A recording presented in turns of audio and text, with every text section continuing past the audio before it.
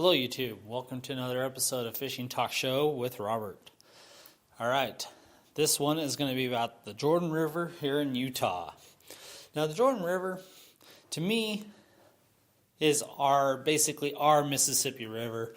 It's not even close to being the same size as the Mississippi River, but I do believe it's the same good fishing as that river.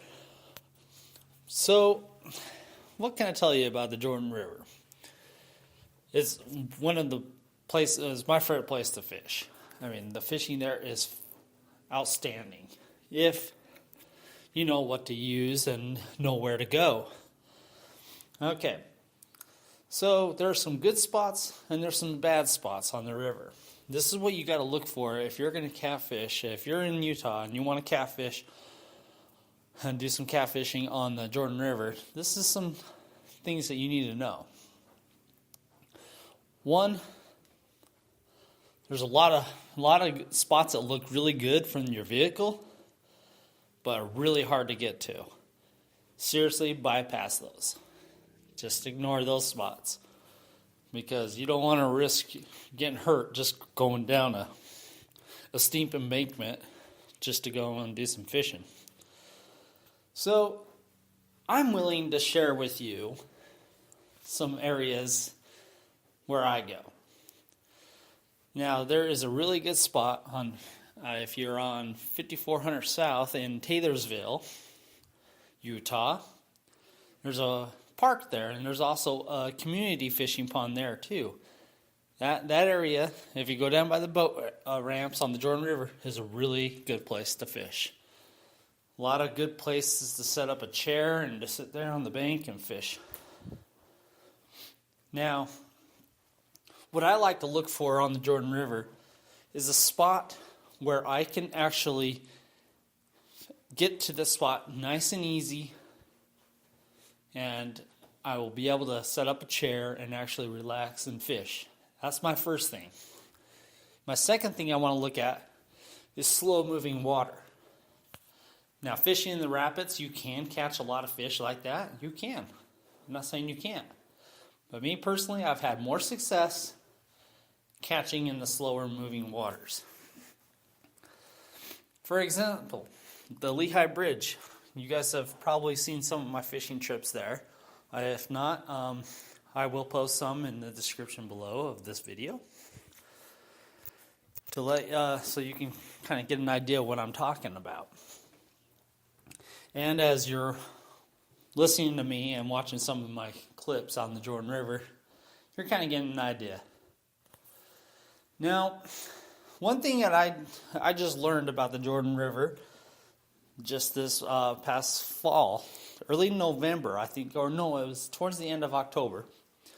I went fishing with some new friends of mine, and we were going to go to the Lehigh Bridge and do some fishing.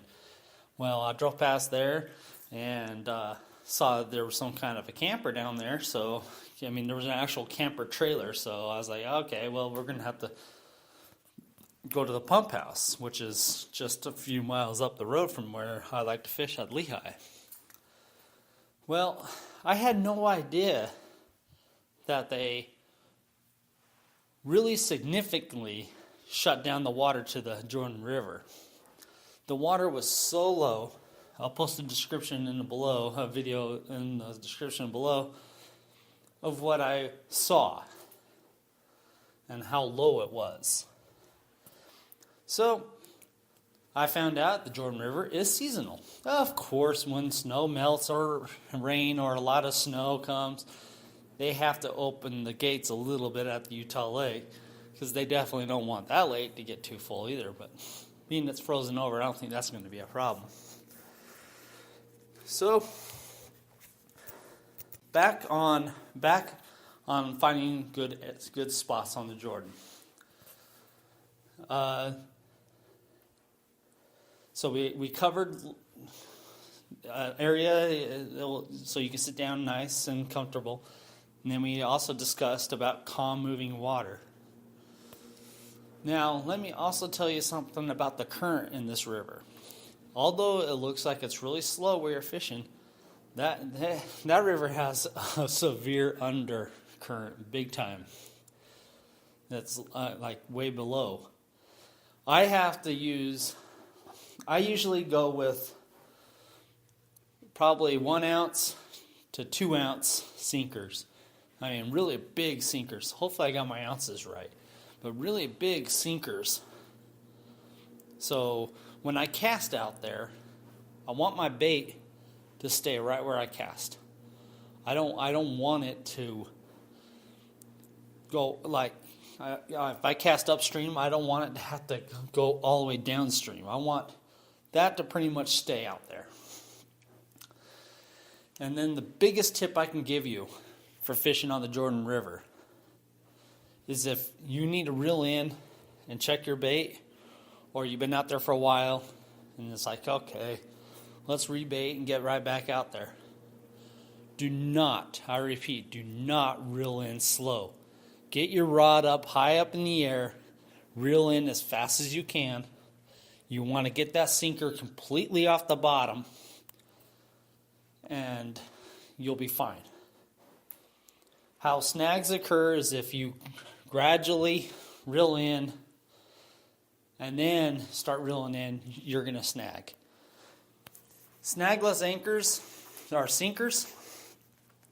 I've never gave them a try. I'm planning on giving them a try, but I have no idea if they will still snag by just what I just said. So, don't know that one for sure. And then baits. I'm very successful using worms. Worms my go-to bait. And now I've been introduced to Team Catfish baits, and that's what I'm going to be using. I'm successful on both. You catch more bullhead catfish than on worms than you do. I mean, I've never caught a bullhead off of Team Catfish baits yet. That's always been channel cats off of the Seeker 7 and Sudden Impact. Not saying you can't get a bullhead off of that, but I'm just saying worms is the only thing that catches bullhead for me. Another thing about the Jordan River is that the Jordan River splits into 5 irrigation canals. These irrigation canals come from the Jordan River. They branch out to feed subdivisions. People who have water rights use that for their lawns and stuff, who live by the canals. And you'll see in some of my videos, I'll post a link to one of my videos, that I'm fishing that such canal. And I'm fishing one of them. And did really good. The canals, the irrigation canals in Utah, are all but one are seasonal. They go from April to October. So they're very seasonal. But use night crawlers on there and you'll have a good day. Seriously, if anyone that's watching this in your state, if you have an irrigation canal, seriously give it a try. You'll be surprised. And and then what I also like to do is I like to get on Google Maps and actually find where that canal starts and where that canal ends. If it starts where there's a good fishing body of water and you fish that body of water where that canal starts, that's a good sign that canal's going to have water. And you are going to probably get successful on that canal. So we're down to the last minute of this video talking about the Jordan River. The last thing I want to talk about is I'm going to be trying, and I'm hoping that I can put a channel catfish tournament on the Jordan River going this year. I've already drawn up all the rules and agreements and scorecards and all that. I've created all that. All that's ready to go. All I need is a day and some people to do it.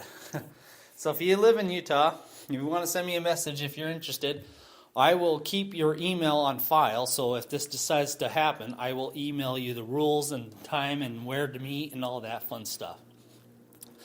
All right, thanks a lot, YouTube. Like if you like, subscribe if you want to, and have a good one. Appreciate all of those my subscribers.